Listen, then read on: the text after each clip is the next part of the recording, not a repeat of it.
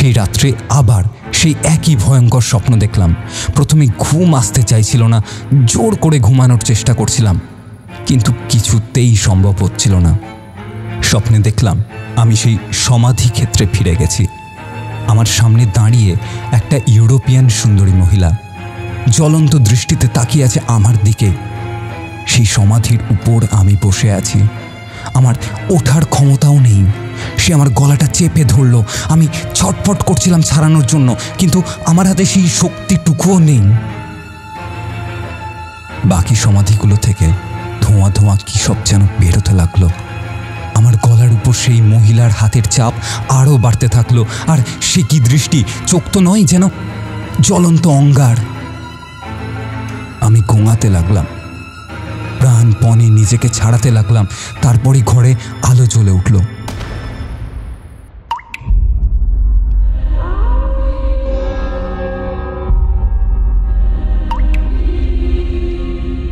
এই পৃথিবীতে কিছু ঘটনার কোনো ব্যাখ্যা হয় না। ওয়েলকাম টু অলৌকিকের সন্ধানে, ভয় যেখানে সত্যি হয়। আমি সৌম, আর আমি রয়েছি রণদীপ আপনাদের সঙ্গে। আর আমাদের আজকের ঘটনাটা এমন একজন পাঠকের, যিনি নিজের চোখে দেখেছেন এমন এক ঘটনা যা তাকে আজও বিশ্বাস করতে বাধ্য করেছে যে অলৌকিক ঘটনা সত্যি এই দুনিয়ায় ঘটে। আসুন শুরু করি আজকের কাহিনী, এবং জানি সত্যি কি কিছু অলৌকিক আছে তার সেই অভিজ্ঞতাই।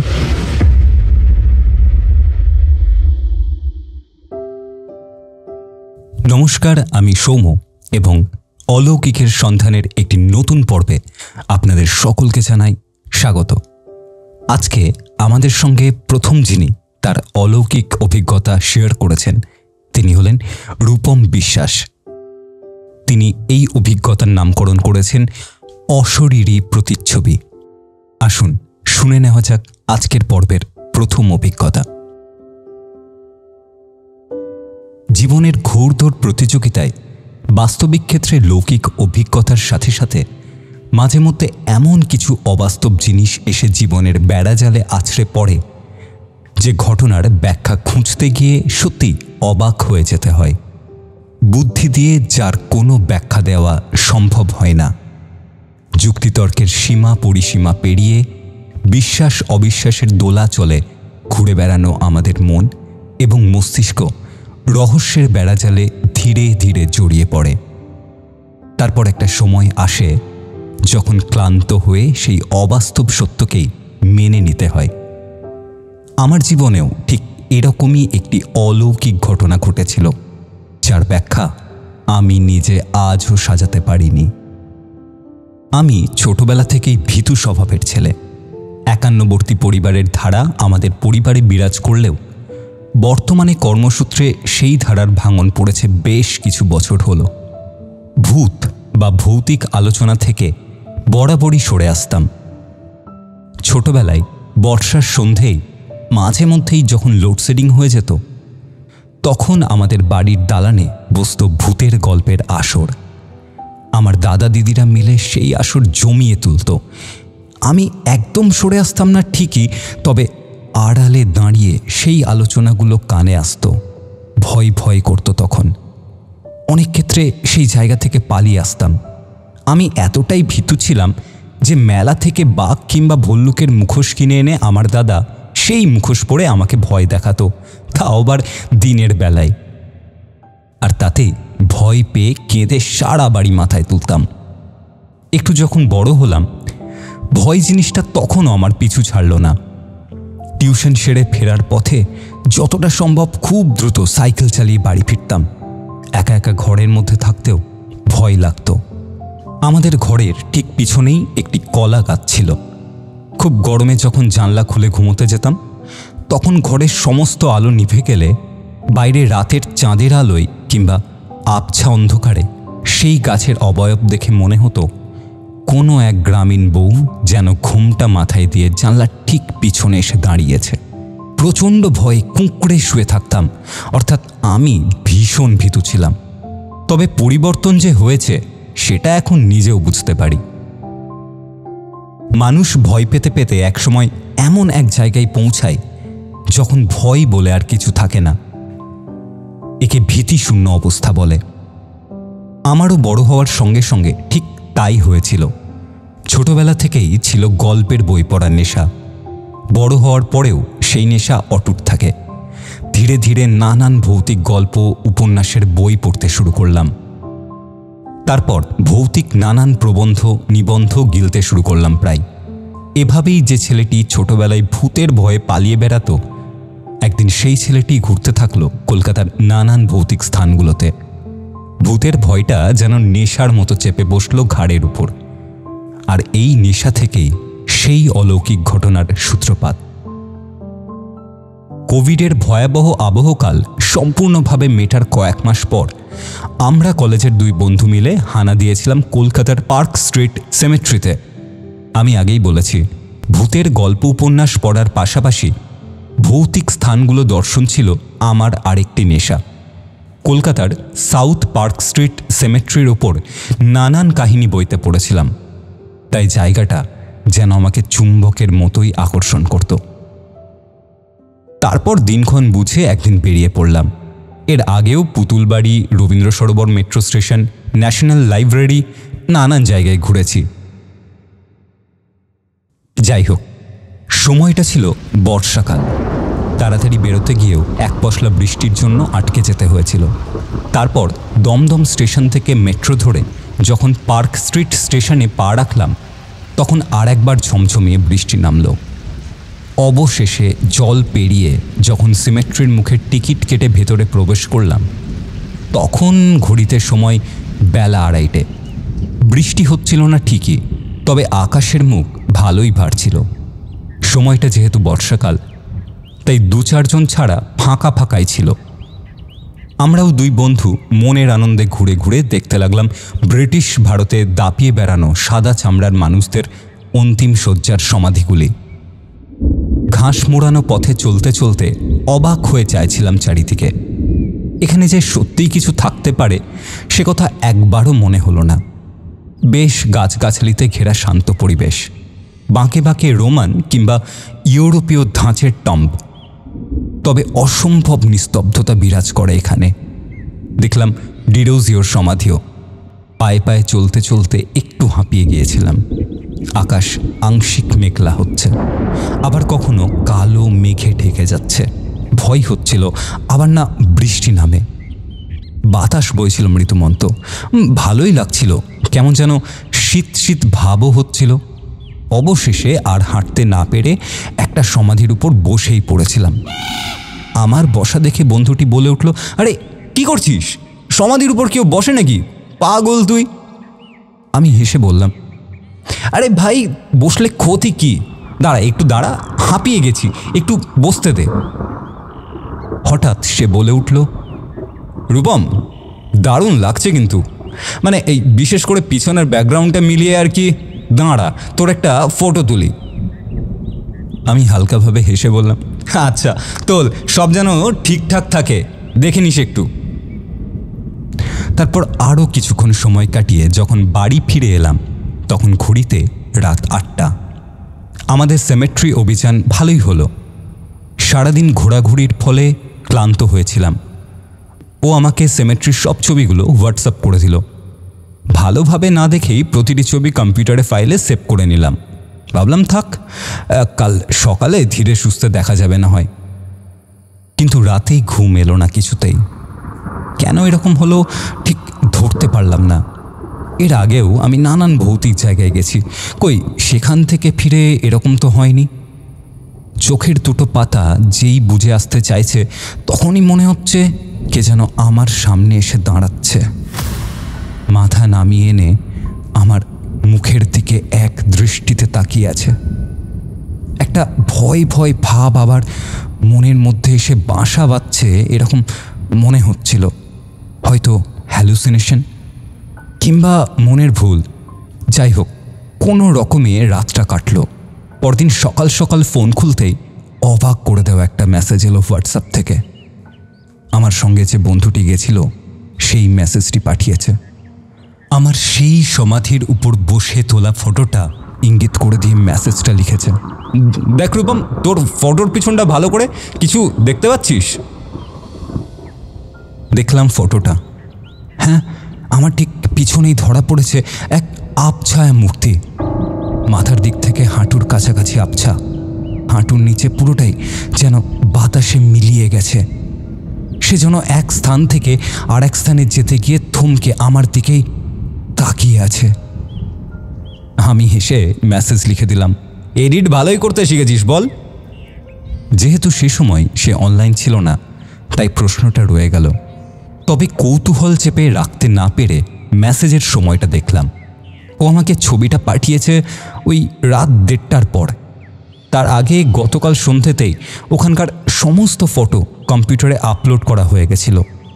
ও যদি রাতে এডিট করে ফটোটা আমাকে পাঠায়, তাহলে আসল ফটোটা আমার ফোল্ডার খুললেই পেয়ে যাব। কৌতূহল চেপে রাখতে না পেরে কম্পিউটার খুলে সিমেট্রির ফোল্ডারে সেই ফটোতে চোখ বোলাতেই চমকে উঠলাম।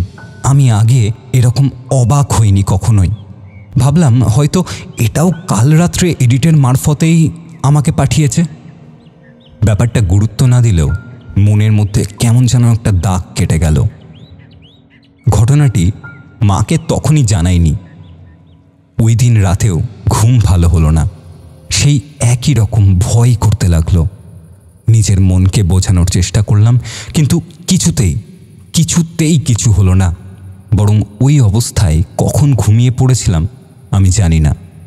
একটা বিচ্ছিরি স্বপ্নে ঘুমটা ভেঙে গেছিল। সারা শরীর বয়ে তখন ঘাম গড়াচ্ছে। আমি নিশ্চিত এরকম ভয় আমি আগে কখনোই পাইনি। পরদিন সকাল সকাল ফটোটা পাঠিয়ে দিয়েছিলাম কম্পিউটার স্যারকে। বলেছিলাম, স্যার এখানে যে ভৌতিক একটা মূর্তি আবছায়াভাবে রয়েছে, এটা এডিট কিভাবে বুঝবো? স্যার তখন কাজে একটু ব্যস্ত ছিলেন, তাই আমাকে একটু অপেক্ষা করতে হলো। এর ঠিক কিছুক্ষণ পরে আমার ছবিটা নিয়ে স্যার যখন কাজে বসলেন, তখন আমার মধ্যে চাপা একটা উত্তেজনা কাজ করছিল। একটা ভয় ভাবও মনের কোণে এসে আড়ি পেতেছিল। স্যার ফটোটাকে ভালো করে এনহ্যান্সারের মাধ্যমে দেখে বললেন, এ ছবি এডিট নয়, এটা আসল। এখানে এডিট কিছুই করা হয়নি। আমার মুখে তখন কথা আটকে গেছিল।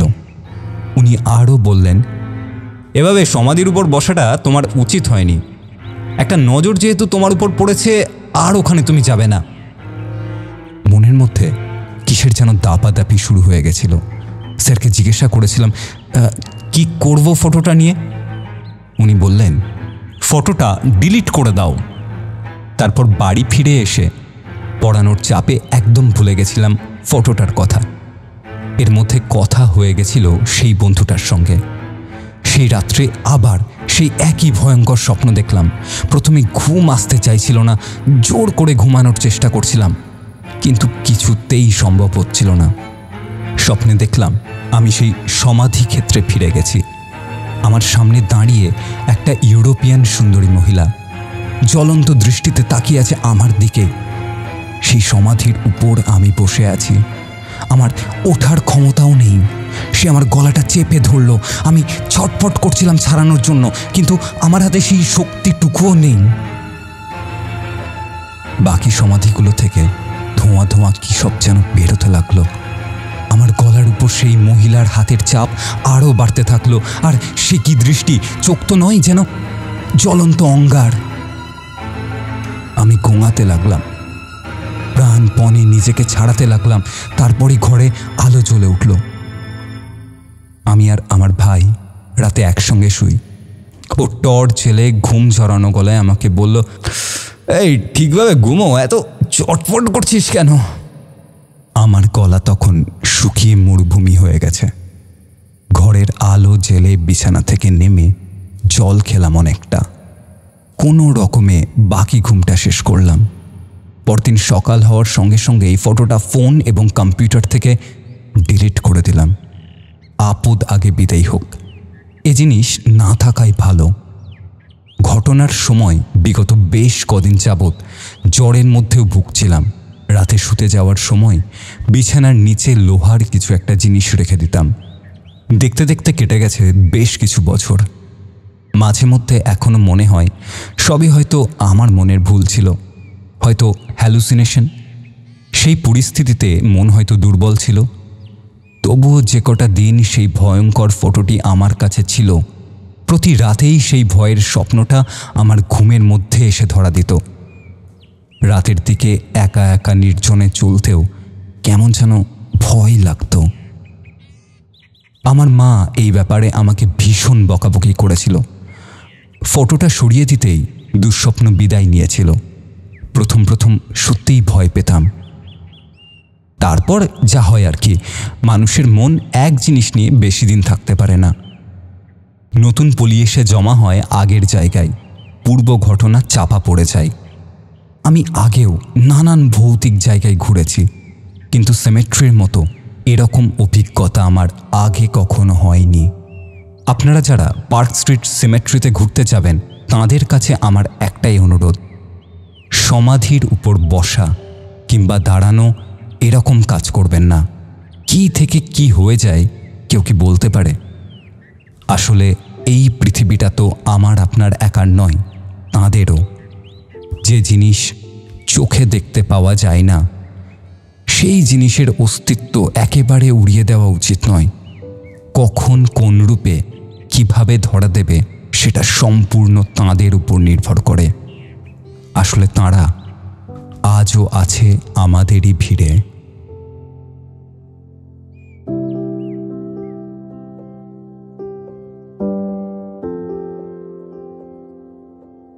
অসংখ্য ধন্যবাদ জানাই রূপম তোমাকে, এরকম একটি অলৌকিক অভিজ্ঞতা আমাদের সঙ্গে শেয়ার করে নেওয়ার জন্য। আর যারা শুনছো তারা কিন্তু অবশ্যই কমেন্ট করে আমাদেরকে জানাও এই অভিজ্ঞতাটি তোমাদের কেমন লাগলো। আর তোমাদেরও যদি এরকম কোনো অলৌকিক ঘটনা থাকে তাহলে বাংলায় টাইপ করে আমাদেরকে লিখে পাঠিয়ে দাও। হোয়াটসঅ্যাপ করো, হোয়াটসঅ্যাপ নাম্বার রয়েছে ডেসক্রিপশন বক্সে। যাই হোক, আমরা এরপর শুনব আজকের দ্বিতীয় অলৌকিক ঘটনা। এই দ্বিতীয় অলৌকিক ঘটনাটি আমাদেরকে পাঠিয়েছে রাখি, জলপাইগুড়ি থেকে।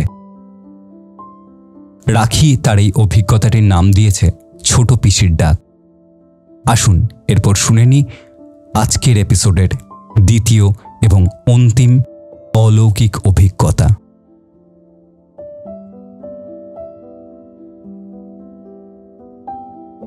নমস্কার, আমি রাখি, জলপাইগুড়ি জেলার এক ছোট্ট গ্রামের চাষির মেয়ে।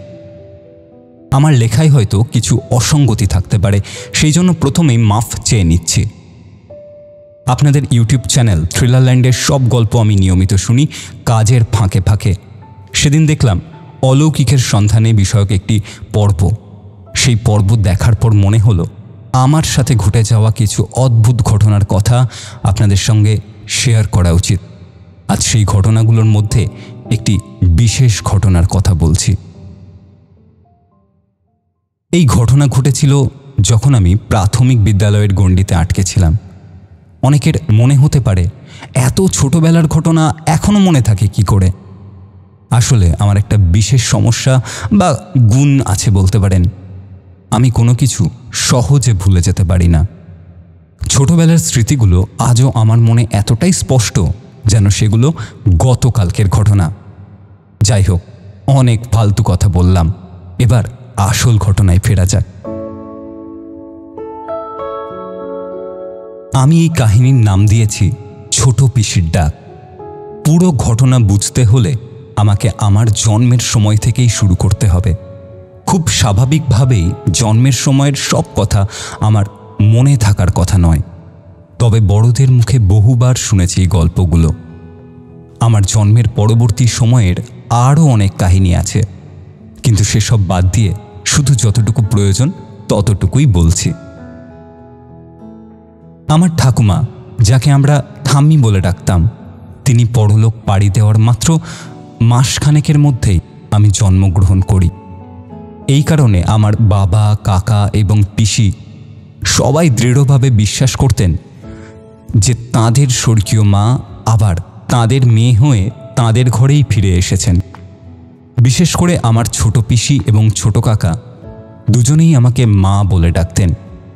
আশ্চর্যের বিষয় হলো আমার কাকা এখনও মাঝে মাঝে আমাকে মা বলে সম্বোধন করেন। তারপর শুরু হয় আমার বেড়ে ওঠার গল্প।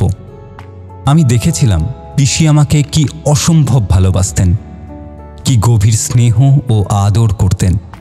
তিনি আমাকে কখনো মাটিতে পা দিতে দিতেন না। তার নিজের ছেলে মানে আমার ভাই, তাকে ছেড়ে দিয়ে আমাকেই কোলে তুলে নিতেন। কখনো কখনো তার ছেলে কাঁদলেও পিসি আমাকে কোল থেকে নামাতেন না। ছোটবেলায় তো এত কিছু বোঝার মতো বুদ্ধি শিশুদের থাকে না। সে সময় আমার মনে হতো মানুষ বোধহয় বন জঙ্গল থেকে শিশু কুড়িয়ে এনে বাড়িতে আদর যত্ন করে বড় করে। এমন অদ্ভুত বুদ্ধির জোরেই কিছু না বুঝে আমি বারবার শুধু পিসিকে জিজ্ঞাসা করতাম, তোমার পেট এত বড় হয়েছে কেন? তোমার কি পেটে ব্যথা হচ্ছে? স্বাভাবিকভাবেই এসব প্রশ্নের কোনো সদুত্তর আমি কখনোই পেতাম না। পিসি শুধু আমার মাথায় হাত বুলিয়ে মৃদু হাসতেন। তাঁর এই গর্ভাবস্থার সময় কিছু গুরুতর সমস্যা দেখা দেয়।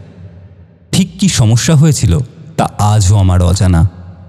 বড়রা সেসব বিষয়ে কখনোই বিস্তারিত বলেননি। শুধু এটুকু জানি যে তাঁর রক্তের প্রয়োজন ছিল ভীষণভাবে। সেই সময়টা ছিল দুর্গাপূজার। পুজো উদযাপনের মাধ্যমেই হঠাৎ পিসির শরীর খারাপ হতে শুরু করে। তার শারীরিক সমস্যা ক্রমশ বাড়তে থাকায় নবমীর দিন তাঁকে তড়িঘড়ি হাসপাতালে চিকিৎসার জন্য নিয়ে যেতে হয়। সেখানে ডাক্তাররা জানান যে তাঁকে জরুরি ভিত্তিতে রক্ত দিতে হবে। আমার বাবা এবং পিসমশাই দুজনেই পাগলের মতো ছুটে বেরিয়েছিলেন রক্তের ব্যবস্থা করার জন্য। কিন্তু দুর্ভাগ্যবশত আমাদের ছোট্ট গ্রামে এবং আশেপাশের এলাকায় সেই বিরল গ্রুপের রক্ত পাওয়া যাচ্ছিল না। অনেক চেষ্টার পরেও ফল শূন্য। সেবার বিজয়া দশমীতে একসাথে দুটি বিসর্জন হয়। একদিকে মা দুর্গা জলে ডুবে যাচ্ছেন, অন্যদিকে আমার প্রিয় পিসির দেহ চিতায় জ্বলছে। সারা গ্রাম যখন উলুধ্বনি আর শঙ্খের আওয়াজে মুখরিত, আমাদের বাড়িতে তখন নীরব বিষাদের ছায়া। তারপর পিসমশাই তাঁর আত্মার শান্তির জন্য শাস্ত্র অনুযায়ী সমস্ত কাজকর্ম সম্পূর্ণ করেন। 10 দিনের মাথায় শ্রাদ্ধ, তর্পণ সব কিছু যথাযথভাবে পালন করা হয়। কিন্তু তাতে কি আমাদের মনের শূন্যতা পূরণ হয়? আমি ছোট ছিলাম বলে হয়তো পুরোপুরি বুঝতে পারিনি, কিন্তু বাড়ির সবার মুখে যে বিষণ্ণতার ছায়া দেখেছিলাম তা আজও ভুলিনি। এর পরের কাহিনী বলতে গেলে আমাদের বাড়ির একটু বর্ণনা দিতে হয়। শুরুতেই বলেছি আমি গ্রামের মানুষ।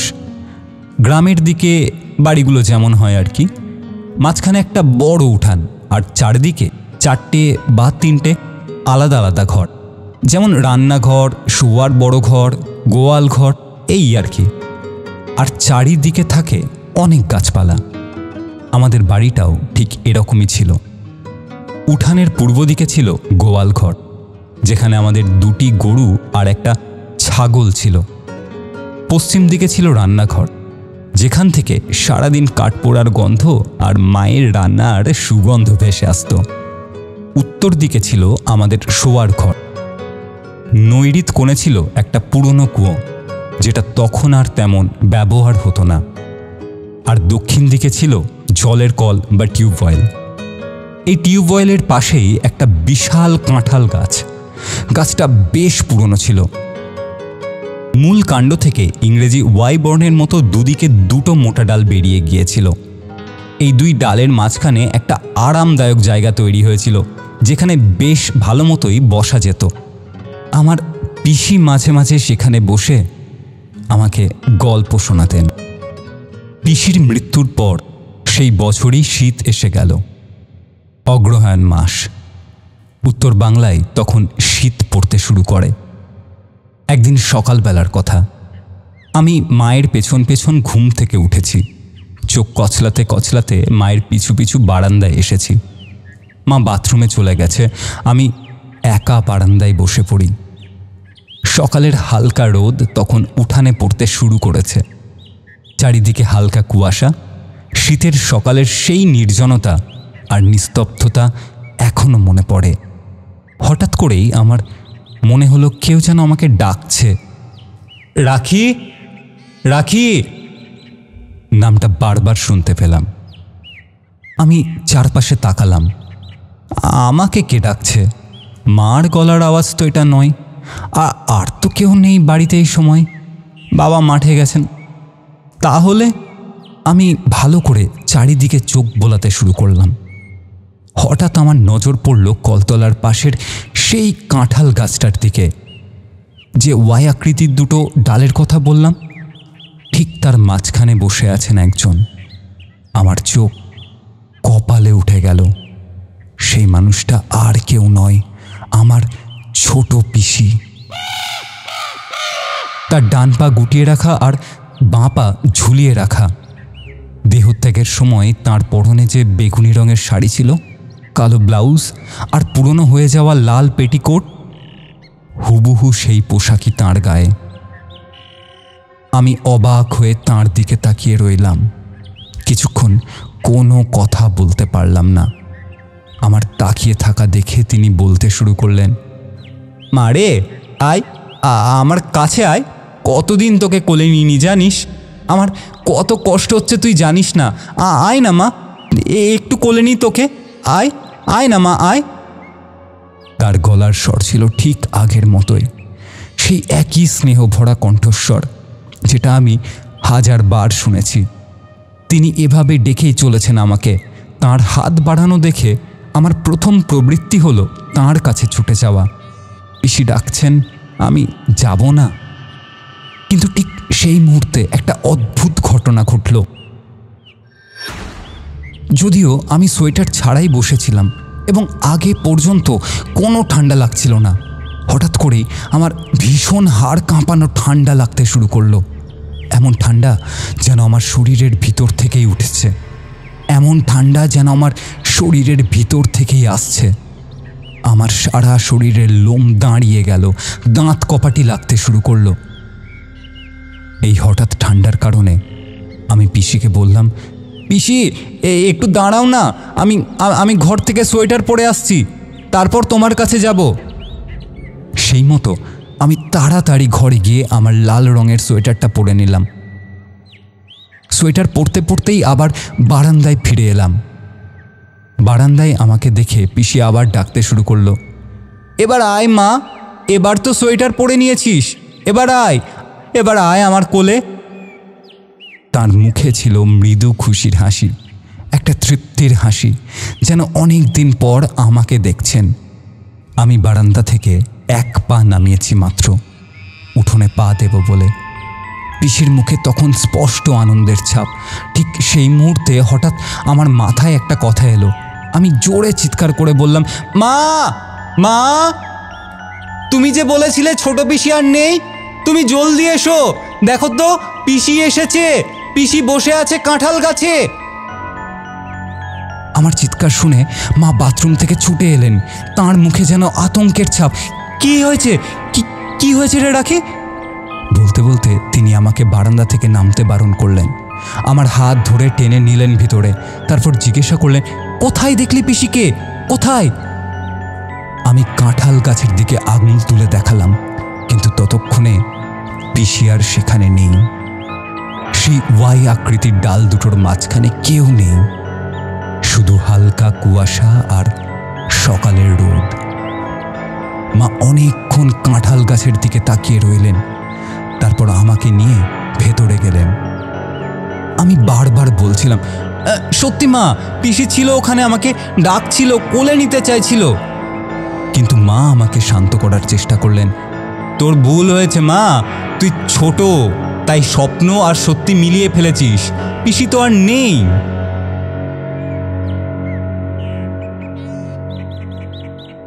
ছোট ছিলাম বলে পরিবারের কেউ আমার কথা বিশ্বাস করতে চাইল না। সবাই বলল আমার স্বপ্ন দেখার কথা মনে আছে বা আমি কল্পনা করেছি। বাবা বললেন, পিসি তোকে এত ভালোবাসতো তাই তোর মনে তার কথা ঘুরপাক খাচ্ছে, তুই হয়তো জেগে জেগে স্বপ্ন দেখেছিস। আমিও তারপর থেকে কাউকে আর এই ঘটনার কথা বলতাম না। কি লাভ, কেউ তো বিশ্বাস করবে না। তবে কেউ কেউ তাঁদের মতো করে নানান ব্যাখ্যা দিতে লাগলেন। কেউ বললেন সকালের কুয়াশায় কিছু একটা দেখে আমার ভুল হয়েছে, কেউ বললেন গাছের ছায়া দেখে আমার মনে হয়েছে কেউ বসে আছে। কিন্তু একটা ঘটনার ব্যাখ্যা কেউ দিতে পারলেন না। আমি পিসিকে দেখার ঠিক 2 দিন পরে সেই কাঁঠাল গাছটা আশ্চর্যজনকভাবে মারা যায়। একদম সবুজ সতেজ গাছ, কোনো রোগ নেই, পোকা নেই, হঠাৎ করেই শুকিয়ে যেতে শুরু করলো। 1 সপ্তাহের মধ্যে পুরো গাছটা মারা গেল। বাবা বললেন হয়তো শিকড়ে কিছু সমস্যা হয়েছিল, কিন্তু গ্রামের বয়স্ক মানুষেরা বললেন এরকম হঠাৎ গাছ মরে যাওয়া স্বাভাবিক নয়, নিশ্চয়ই কিছু একটা ঘটেছে। কিন্তু সেই কিছু একটা কি তা কেউ পরিষ্কার করে বলতে পারলেন না। আমিও আর সেসব নিয়ে জানাতে চাইনি কখনো, কিন্তু সেদিনের সেই দৃশ্যটা আমার চোখের সামনে আজও জীবন্ত হয়ে ওঠে। পিসির সেই স্নেহ ভরা ডাক, তাঁর বাড়ানো হাত, তাঁর মুখের সেই মৃদু হাসি, সব কিছু যেন গতকালের ঘটনা। সেই ঘটনার পর থেকে প্রতিটি দশমী আমার এবং বাবার বিষণ্ণতাতেই কাটে। যখন সারা বাংলা সিঁদুর খেলে আর বিজয়ার আনন্দে মেতে ওঠে, আমরা তখন চুপচাপ বসে থাকি। মনে পড়ে যায় সেই দুঃখের দশমীর কথা, যেদিন মা দুর্গার সাথে সাথে আমাদের পিসিও চলে গিয়েছিলেন। আমি এখন বড় হয়েছি, অনেক কিছু বুঝি, কিন্তু আজও বুঝতে পারি না সেদিন আমি ঠিক কী দেখেছিলাম।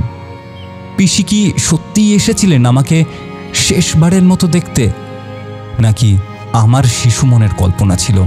কিন্তু তাহলে সেই হঠাৎ ঠান্ডা লাগা কেন? সেই গাছের মৃত্যুই বা কেন? এই প্রশ্নগুলোর উত্তর আমার কাছে নেই, হয়তো কখনো পাবো না। কিন্তু একটা জিনিস আমি নিশ্চিতভাবে জানি, আমার পিসি আমাকে অসম্ভব ভালোবাসতেন। মৃত্যুর পরেও হয়তো সেই ভালোবাসা তাকে টেনে এনেছিল আর একবারের মতো আমাকে দেখতে, আর একবার কোলে নিতে। আজ যখন কাঁঠাল গাছ দেখি, মনে পড়ে যায় পিসির কথা, মনে পড়ে যায় সেই শীতের সকালের ঘটনা। কখনো কখনো মনে হয় পিসি আমাকে বাঁচিয়েছিলেন সেদিন। কে জানে, তাঁর ডাকে সাড়া দিয়ে আমি যদি সত্যিই সেই গাছের কাছে যেতাম, তাহলে কি হতো?